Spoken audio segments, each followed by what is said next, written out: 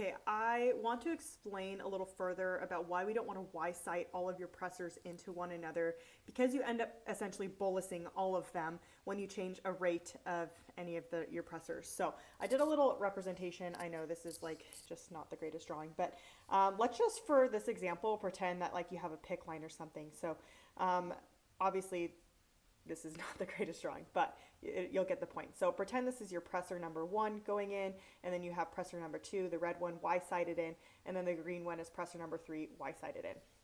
So all of these pressors essentially are infusing right through this blue spot once they're all connected together. So for like easy math, let's say that this pressor is running at 5 mils an hour, this pressor is running at 5 mils an hour, and this one's running at 5 mils an hour.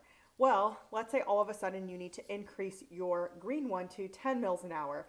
If you increase to 10 mils an hour, all of these pressors that are in the line are going to get pushed into the patient faster.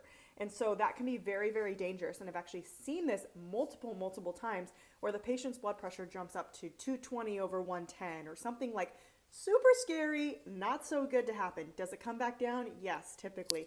But I've even seen patients get super bradycardic, like scary bradycardic from this as well. So we want to try to use some sort of device that connects right close to the patient to infuse all your pressors. So like that trifuse that I showed you guys, or like a manifold. So that way your pressors are all infusing really close to the patient. When you start to just Y-site them all in and you get this big long chain, if you change the rate of one of your pressors, you're essentially changing the rate temporarily of all of them.